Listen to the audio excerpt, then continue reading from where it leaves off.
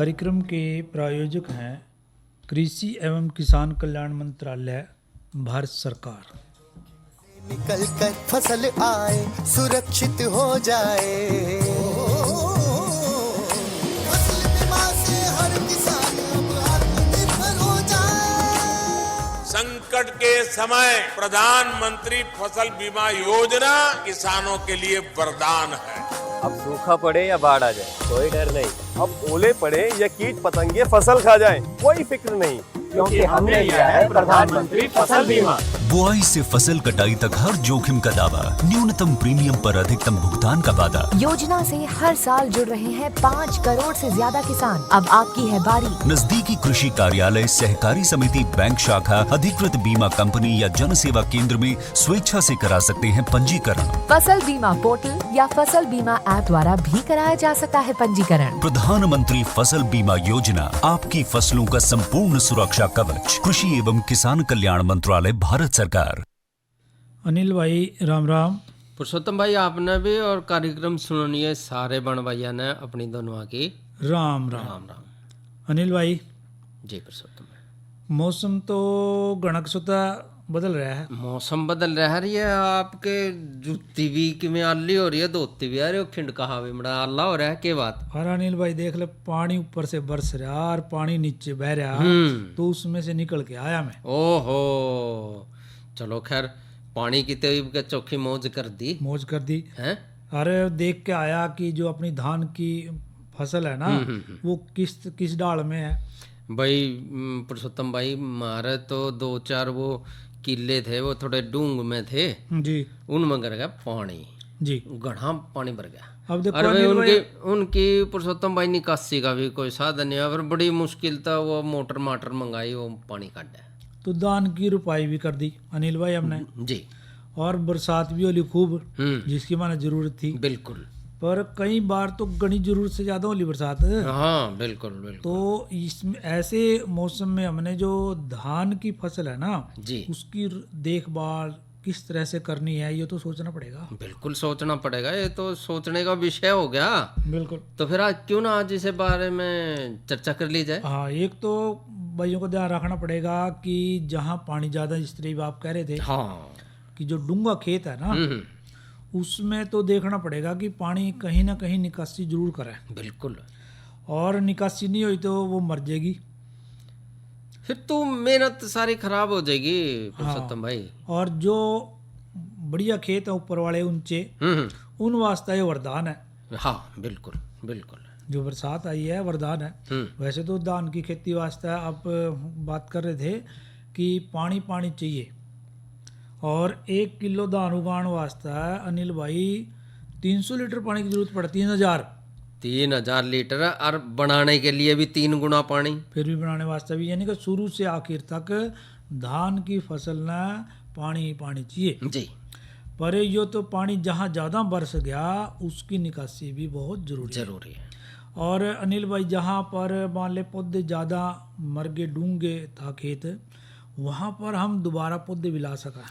हाँ, जिन भैया की अगर अभी थोड़ी बहुत अगर पनीरी में कुछ रह रहा होगा, तो वो वही अपने उठा के, और वो जो जहाँ धान की फसल जो खत्म हो गई है, मर गई है, उन उठा के जो है वो जो पौध हैं जो खराब हो गई है, पानी में गड़ गई है, डूब गया है। बिल्कुल। हाँ। उनकी जगह हम जो है ना दूसरी पौध भी जो है वो लगा सका, रुपाई करते। बिल्कुल। लेकिन थोड़े से ज्यादा पौधे लगा दें अनिल भाई तो अच्छा है। पर जिस तरह से पानी खूब बरसा अनिल भाई, तो फिर ऐसे मौसम में गणी कीड़े, बीमारियां, रोकथाम जरूरी है उसके वास्ते। बिल्कुल है, क्योंकि बीमारियां भी आवेंगी जी। तो कौन कौन सी बीमारियां आ जाए धान में? पुरुषोत्तम भाई, ये तो सब जाने हैं, और हमारे जो किसान भाई हैं वो भी जाने हैं कि धान का तेला जी, ये धान का जो तेला है वो 4 तरह के तेले जो हैं फसल को प्रभावित करें, और वो सारे जाने हैं, आप भी जानो हो। जी जी। एक है धोली पीठ वाला, जिन्हें सफेद पीठ वाला भी कहते हैं जी, तेला, और एक है बूरा तेला जी है, और जो है तने से, और हरा तेला जी, और सफेद तेला, ये जो है पत्तों का रस चूस है जी, जिसके कारण जो है पौधे जो हैं वो पीले पड़ जाए हैं। जी। और हमारे जो प्रदेश में जो धोली पीठ वाला तेला है, जिसने सफेद पीठ वाला तेला भी कहते हैं, जी जी। और जो भूरा तेला है, इनकी जो संख्या है ना हर साल बढ़ती घटती रहे जी। और जब फसल नु हो जाए ना भाई थोड़ी बहुत उभरन लाग जाए तो उसी टाइम ये है, उस समय जो है ये अपना आक्रमण करते हैं, पूरी मतलब पूरे परिवार के गिले जो है ये आके बैठ जाए खेत में और फसल ना खूब नुकसान कराएं। खूब नुकसान करते हैं। और जहाँ भी ये जाएंगे ना जड़े भी इनका उठ बैठ हो जाएगी जी। नु क्या करें, और उस जगह जो है ना फसल पीली होगा, गोल गोल गोल गोल टुकड़ा में सूखनी शुरू हो जाए। तो अनिल भाई फिर बचाव किस तरह करें? बचाव के लिए तो एक तो जो हमारे किसान भाई है ना, नाइट्रोजन की जो खाद है वो बहुत ज़्यादा मात्रा में दें। ये तो हम बार बार जिक्र करें इस बात का, तो नाइट्रोजन की खाद या कोई भी खाद या कोई भी दवा हमारे किसान भाइयों ने उतनी मात्रा में अनिल भाई प्रयोग करनी है जितनी मात्रा में सिफारिश कर रखी है। और दूसरी बात ये है पुरुषोत्तम भाई, अगर हम अपने खेत की मिट्टी की जांच जो है अगर पहले करा लें बिल्कुल, तो उससे ये पता लग जाएगा कि हमने इतनी नाइट्रोजन की खाद की ज़रूरत है जी। इतनी हमने देनी है। फालतू अगर हम देंगे तो वो फसल के ऊपर भी नुकसान करेगी और जो है मिट्टी में भी नुकसान करेगी। बिल्कुल सही कह रहे हैं आप। एक बात और है पुरुषोत्तम भाई जी। नाइट्रोजन की खाद अगर हमने देनी है ना तो रुपाई के 6 हफ्ते के बाद हमने प्रयोग नहीं करनी है। ठीक। और खेत अच्छी तरह तैयार हो और उसके बाद पानी ज़्यादा ना खड़ा होना, जैसे पानी की बात कर रहे हैं हम जी। फिर भी यदि मान ले दवा की जरूरत पड़ जाए तो कौन सी दवा का प्रयोग करें? किसान भाई जाने हैं कि मोनोक्रोटोफास है, डाइक्लोरोवास है, कार्बरिल है, कोई सी भी आप दवाई ले सकते हैं। हाँ, कितना पानी मिलावा? मोनोक्रोटोफास अगर आप दवाई ले रहे हैं तो 250 मिलीलीटर दवाई ले लें, 36 SL की ताकत वाली। डाइक्लोरोवास ले रहे हैं तो वो 36 EC की ताकत वाली ले लें जी। और या फिर जो कार्बरिल अगर आप ले रहे हैं तो 400 ग्राम कार्बरिल 50% घुलनशील पाउडर को हमने 200 लीटर पानी में मिला के हमने छिड़काव करना है। और एक बात का और ध्यान रखना पुरुषोत्तम भाई जी, जो स्प्रे पंप का जब फुहारे है ना वो तने की तरफ थोड़ा जरूर रखा, ऊपर तली जी। ताकि दवाई जो है पेड़े के ऊपर अच्छे तरीके से लग जाएगा ताकि ये जो आप बात कर रहे हैं वो खत्म हो जाए। जी जी जी जी। और कोई बीमारी दूसरी है पत्ता लपेट सुंडी, यह भी कड़ा नुकसान पहुंचाओ। नुकसान पहुंचाओ है। जो पत्ते ननु लपेट कर अपने ऊपर आराम से सारे पत्ते न खा कर अपना पूरे के पूरे जो फसल है धान की उसने खत्म कर दे। तो यह ज्यादातर बोनी किस्मों में लगा। हाँ, अनिल भाई पुरुषोत्तम भाई आपने बिल्कुल सही पहचानी जी कि जो बोनी किस्में हैं, जिन भाइयों ने बोनी किस्में धान की उन्नत बोनी किस्मों की रुपाई करा की है और उसमें जो है ज्यादा खाद जी और पानी की जरूरत तो वो है, लेकिन उसमें ज्यादातर जो किस्में हैं वो गहरा हरा रंग और चौड़ी पत्ते वाले और बासमती किस्मों से पहले जो है हमने रुपाई के कारण जो है पत्ता लपेट सुंडी को अपनी ओर ज्यादा खींचे हैं क्योंकि हरा हो जाए। और आपने पता है सामने में तो हरा दिखा। इसका मतलब ये है कि अनिल भाई भी ज्यादा हमने अगेती भी रुपाई नहीं करनी है, ज्यादा पछेती भी नहीं करनी है, ठीक समय पे करनी है। और यदि पत्ता लपेट सुंडी लग भी जावा तो उसमें फिर कौन सी दवा का प्रयोग करें, किस तरह से इसकी रोकथाम करें? पुरुषोत्तम भाई इसमें सबसे बढ़िया तो एक और है, जो इसके बड़े वो हो जाए ना कीड़े, तो उन्हें रात को लाइट नहीं, रात ना लालटेन सी टांग दे हैं। जी। वो लालटेन के उसमें आकर जो है ना नीचे अपना पॉलीथीन सा लगा दे ताकि वो उसके लाइट से टकराएंगे और वो उस पॉलीथीन में आकर गिर जाएंगे तो और वो उनको बंद कर खत्म हो जाएगी। बिल्कुल। अगर यह तो रही यांत्रिक क्रिया जिसने भाई हम कह दें कि भाई जो लालटेन से अगर हमने प्रकाश से किसी दूसरी है रासायनिक नियंत्रण, जो हम दवाई का अगर इस्तेमाल करें, अब आप कह ही रहे थे हाँ वो हम मोनोक्रोटोफास डाल दें। मोनोक्रोटोफास, वो जो उसी तरह से 200-250 लीटर पानी का घोल बना के हाँ और 1-2 बार छिड़काव कर दें।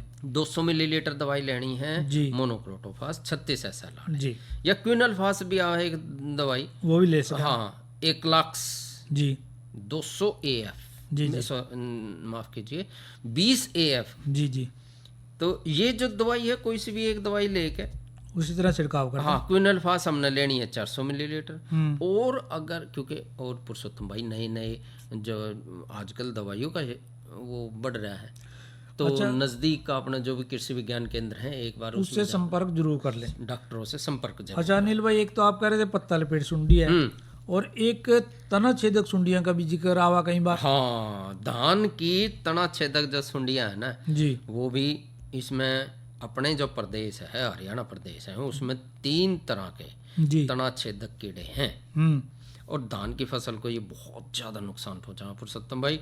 और एक है पीला जी तना छेदक, हम्म, इसकी जो सुंडियां हैं सबसे ज़्यादा नुकसान पहुंचा। जी एक हो सफ़ेद और एक हो गुलाबी। जी जी ये दोनों तना छेदक सुंडियां जो हैं इस समय में बहुत ज़्यादा अपना असर दिखा हैं।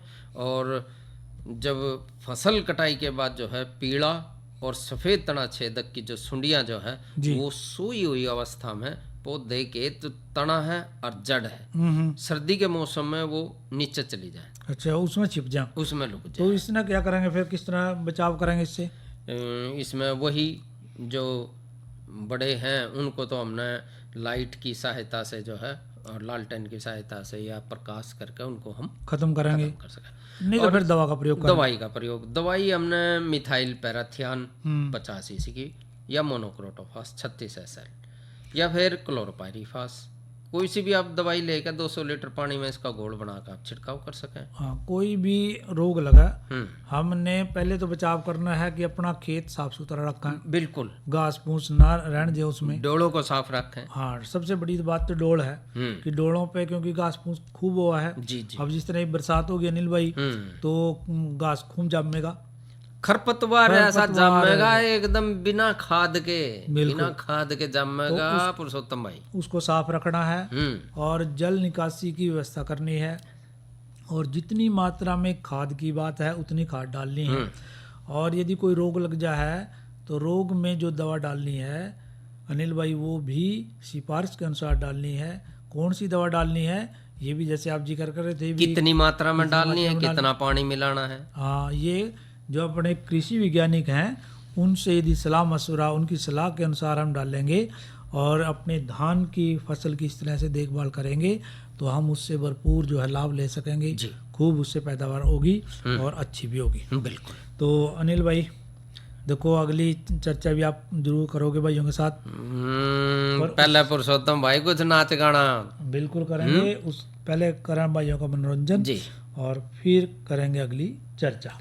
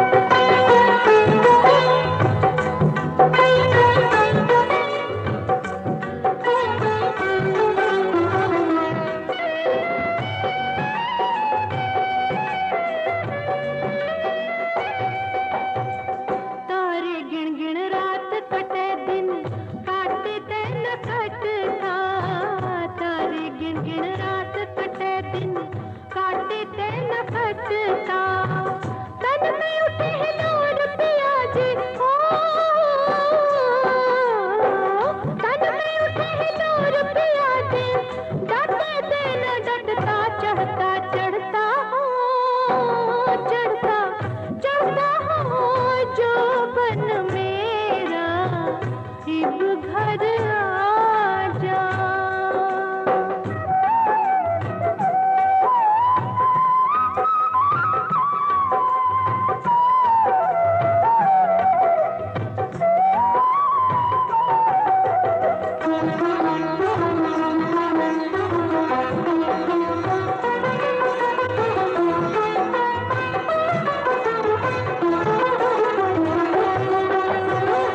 बागा के माँ पड़े पिंजोड़े सामण के रुत आए बागा के माँ पड़े पिंजोड़े सामण के रुत आई सीढ़ी चले बाल पिया जी हो सीढ़ी चले बाल पिया जी चौपन ले अंगड़ाए छाए छाए हो घटा छाए हो क्या अंधेरा इब घर आ जा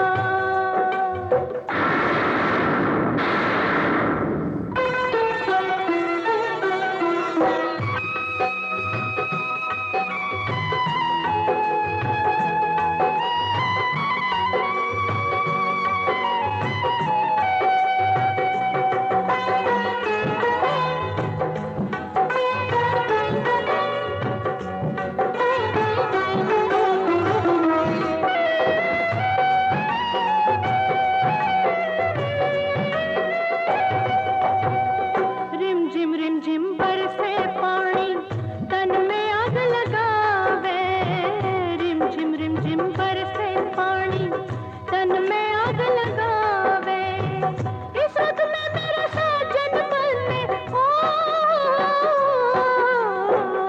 इस वक्त में मेरा साजन बने तेरी याद सतावे आवे आवे हो पिया आवे हो याद गनेरा इब घर आ जा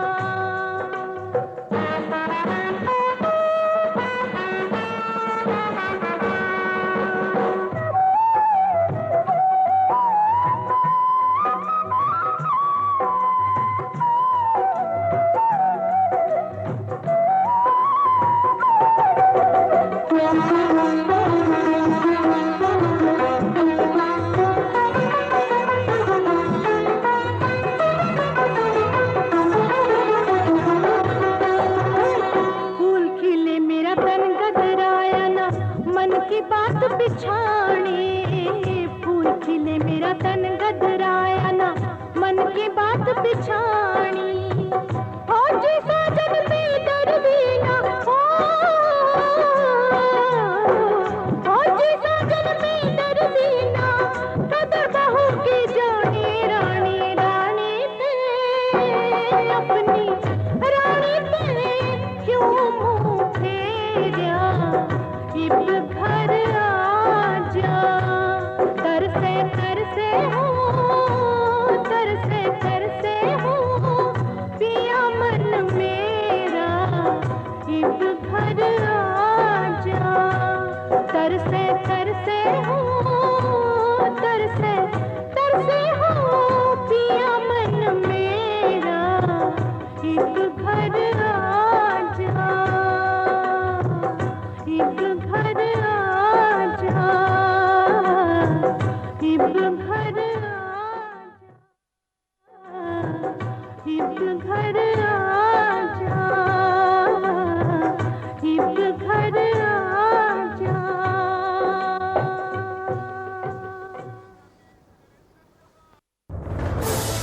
कोरोना वायरस के खतरे से बचते हुए फसल की कटाई, बिक्री, खरीद, नई फसल की जुताई और बुआई सुरक्षित हो सकती है अगर हम लगातार हाथों को साबुन और साफ पानी से नियमित अंतराल पर धोते रहें। नाक, मुंह को मास्क, गमछे या कपड़े से ढक कर रखें। आंख, कान, नाक, मुंह न छुएं। आपस में 2 गज की दूरी बनाए रखें। मास्क और 2 गज की दूरी के मंत्र को अभी हमें छोड़ना नहीं है। फसलों की बुवाई एवं कटाई करते समय आपस में कम से कम 2 गज की दूरी बनाए रखें। फसल की कटाई करने के बाद छोटे छोटे ढेरों में इकट्ठा करें। कृषि के औजारों की समय समय पर सफाई करें। एक दूसरे के साथ औजारों की अदला बदली न करें। श्रमिकों के शौचालयों और हाथ धोने की जगह की ठीक से सफाई जरूरी है। बुआई, कटाई एवं मड़ाई के दौरान इस बात का ध्यान रखें कि इन स्थानों के आसपास कोई थूके नहीं। कंबाइन, हार्वेस्टर, थ्रेशर, जुताई और बुआई की मशीनों को इस्तेमाल से पहले साफ करें। मशीनों के इस्तेमाल से पहले और इस्तेमाल के बाद हाथ साबुन से साफ करें। वाहनों, बोरियों, थैलियों और पैकिंग के दूसरे सामान की साफ सफाई पर भी खास ध्यान दें। खरीद केंद्र पर आने से पहले किसानों एवं श्रमिकों की जांच। खरीद केंद्रों पर भीड़ न लगाएं एवं किसानों को बारी बारी से बुलाएं। गोदामों पर खरीदी हुई फसल को लेने में शीघ्रता करें ताकि किसानों एवं श्रमिकों को रुकना ना पड़े। कोरोना के खतरे से बचाव और अधिक जानकारी के लिए आरोग्य सेतु ऐप डाउनलोड करें। देश में खाद्य सुरक्षा के ये सिपाही भोजन की निरंतर उपलब्धता को सुनिश्चित करते हैं। किसान स्वस्थ रहें तभी हम कोरोना वायरस से जीत पाएंगे, आगे बढ़ पाएंगे। किसान सबल, देश प्रबल।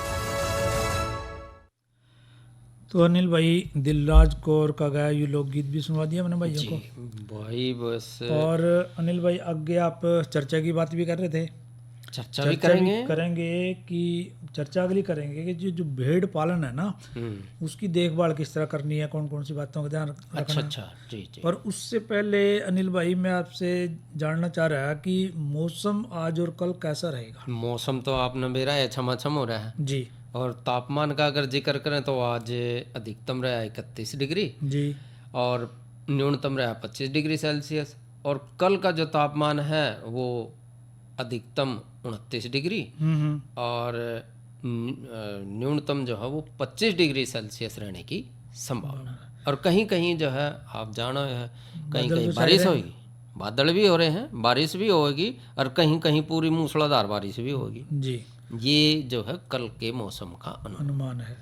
और अनिल भाई, चलते चलते एक बात और बता दो। हाँ बोलो पुरुषोत्तम भाई। कल किसान वाणी कार्यक्रम में जो चर्चा के विषय रहेंगे वो कौन कौन से हैं? तो कल का जो कार्यक्रम हमारा रहेगा वो रहेगा, चर्चा हम करेंगे फलदार पौधों में संतुलित खादों का महत्व। और एक और चर्चा है उसका हम बात करेंगे उसमें भी, और उसमें करेंगे बात पशुओं की जो उम्र है उसका अनुमान हम कैसे लगाएं जी। ये थे कल के कार्यक्रम। और ईब बात कर रहे हैं कि बेडों की देखरेख के बारे में कौन कौन सी बातों का हमने ध्यान रखना पड़ेगा जी। तो हम देखो बहुत से धंधे करा हैं, सहायक जो धंधे हैं। हाँ, खेती बाड़ी तो अनिल भाई करी है और उसकी चर्चा भी आपने करी थी अभी। मोटी फसल जो धान है, मुख्य फसल अपनी, उसके साथ साथ पशुपालन की बातें करते हैं हम। तो पशुपालन में कई भाइयों ने तो उसको सहायक धंधे के अपेक्षा अपना व्यवसाय के रूप में अपना रखा है। बिल्कुल। उसमें भेड़ भी एक बहुत बढ़िया है, व्यवसाय है, लेकिन उसका ध्यान तो रखना पड़ेगा, प्रबंधन तो उसका अच्छा करना पड़ेगा, संतुलित आहार उसको देना पड़ेगा, उसका प्रजनन कब हुआ है, उसकी जो किस्म है कौन कौन सी है, भेड़ से ऊन प्राप्त करनी है कब करनी है, ये सारी बातों का ध्यान तो रखना पड़ेगा। बिल्कुल। सबसे अहम बात वो है अनिल भाई की नस्ल सुधार की, कि जैसा अपना पशु होगा उसकी जो संतान है वो भी वैसी होगी। बिल्कुल। और नस्ल अच्छी होगी तो संतान भी अच्छी होगी, दूध भी अच्छा देगी और उससे जो ऊन है वो भी अच्छी प्राप्त होगी। बिल्कुल। और फिर कई ऐसी नस्लें हुआ है जो बढ़वार कम हुआ, जिनकी यानी कि बढ़ोतरी कम हुआ है और ऊन भी कम मिला और कई बीमारियों से ग्रसित रहा जी, क्योंकि प्रजनन ठीक टाइम पर नहीं होता उनका। तो इसमें जो आर्थिक बातें हैं वो भी साथ में ध्यान में रखनी पड़ेंगी। बिल्कुल। कि प्रजनन सही हो, नियमित ब्यात जिसने बोला, और दूध उत्पादन की क्षमता अच्छी हो, और फिर जब वो उसका प्रजनन सही होगा तो कई तो बेटे ऐसी हुआ है अच्छे नस्ल वाली जिनका जुड़वा बच्चे हुए हैं, मैम ने बोला जिन्होंने, तो ऐसे उसमें शारीरिक वृद्धि अच्छी होगी तभी होगा, और उनकी मात्रा अच्छी हो, किस्म अच्छी हो, तो ये सारी बातें हमने ध्यान रखनी है जी। उसके लिए क्या करना पड़ेगा हमने कि जो भेड़ है उसका चयन करना पड़ेगा। हाँ, और सबसे बड़ी बात एक और है पुरुषोत्तम भाई के जो अपना भेड़ का जो भेड़ जिन भैया ने भेड़ पालनी है या पाल रहे हैं वो एक बार हिसार के अंदर जो भेड़ अनुसंधान केंद्र है उसमें जरूर जाकर एक बार अपना दौरा जरूर कर ले। ये बिल्कुल सही कह रहे हैं आप, क्योंकि वहाँ पर समय समय पर इस तरह की ट्रेनिंग देवा प्रशिक्षण जो है वो चलता रहा है, और क्या आग्रह कि हर किसी काम के लिए हमने एक प्रशिक्षण जो है वो लेना बहुत जरूरी है। तो उसमें उसको जो भेड़ पालने वाला भाई है उसने ये सारी बातें पता चल जाए कि प्रजनन किस वक्त होना चाहिए सही, ऊन किस वक्त काटनी है, सर्दी गर्मी बरसात उसमें किस तरह से ध्यान रखना है जी, और उसको फिर उसका प्रसव है उसके लक्षण क्या है, संतुलित आहार की विशेष बात आवा है जी, क्योंकि जब तक खान पान के ऊपर बहुत कुछ आधारित करे पुरुषोत्तम भाई। हाँ, तो पौष्टिक आहार या संतुलित आहार की बात हम करें अनिल भाई, तो हर भेड़ को हमने कम से कम 200 से 300 ग्राम दाना रोज देना चाहिए, और 1 से 2 किलोग्राम जितना भी पौष्टिक चारा है वो हमने खिलाना है उसको जी। दाना मिश्रण में 2% खनिज लवण और जो नमक हुआ है साधारण नमक बोला जिसने उसने अच्छे प्रकार से मिला दें और उस भेड़ को यानी पशु को अपने देते रहे जी। उससे भेड़ का क्या होगा, शारीरिक वजन एक तो बढ़ जाएगा, विकास होगा, शरीर का विकास होगा, और जो उसकी प्रजनन क्रिया है वो शुरू हो जाएगी। मान ले पहली बार प्रजनन है तो उसका शारीरिक विकास होगा, वजन अच्छा होगा, तभी वो प्रजनन की तरफ बढ़ेगी। और जो भेड़ें हैं वो उसके लक्षण जो है जल्दी दिखाई देने लग जाए गर्मी में आवाज है वो, तो यदि शारीरिक तौर से वो स्वस्थ होगी, संतुलित आहार उसको देर क्या होगा तो उसके जो मेमने हैं वो ज़्यादा पैदा करेगी। कई बार देखने में आवा अनिल भाई कि एक भेड़ जो एक की बजाय 2-2, 3-3 मेमने पैदा करते हैं, तो उससे जो जुड़वे मेमने पैदा होंगे तो उससे हमारी बढ़ोतरी हो रहेगी, आय का साधन जो है वो और बढ़ेगा। और अनिल भाई इसी तरह से यदि गर्मी आए तो गर्मी में उनका ध्यान रखना है, ठीक पानीपात का ध्यान रखना है, जो गर्मी से बचा के रखना है, लूहों से बचा के रखना है। इसी तरह सर्दी आवा तो सर्दी से उनको बचाव करना है। इसी तरह से जैसे बरसात है, बरसात का मौसम चल रहा है इस टाइम, कोई बीमारी ना लगे उसका भी हमने ध्यान रखना है। पुरुषोत्तम भाई जी, घड़ी भी कह रही है जो कार्यक्रम का समय समाप्त हो गया है और लेवा भाइयों से इजाजत। अच्छा भाइयों, राम राम। कार्यक्रम के प्रायोजक थे कृषि एवं किसान कल्याण मंत्रालय, भारत सरकार। अरे अरे अरे क्या कर रहा है? इधर इधर इधर हम बोल रहे हैं तेरे बीजू का पुतला बोल रहा है। पक्षियों से तो हम खेत को बचा लेते हैं, पर इन घातक रसायनों से कैसे बचाएं? मतलब? देख बेटा, तू जो ये अंधाधुंध रसायन मिलाता है ना, मिट्टी की सेहत बिगड़ने लगी है, और जब माटी ही कमजोर पड़ जाएगी तो उपज कैसे सेहतमंद होगी? अरे पहले ऐसा नहीं था, पूछना अपने बड़े बुजुर्गों से, कैसे फसल लहलहाती थी, शुद्धता झलकती थी। हाँ, माटी भी तंदुरुस्त और लोग भी। अरे पहली वाली बात कहाँ? पर अब तो सब यही डाले हैं। सब नहीं, आज भी लाखों जागरूक किसान परंपरागत विधि से फसल उगा रहे हैं, खर्चा कम और उपज की कीमत भी बेहतर पा रहे हैं। सच है? रे बेटे, एक्सपीरियंस से बता रहे हैं, धूप में बाल सफेद नहीं किए हैं। हाँ। ठीक है भाई, मैं भी आज से जैविक खेती शुरू करूंगा। माटी से प्रेम की परंपरा है, परंपरागत खेती।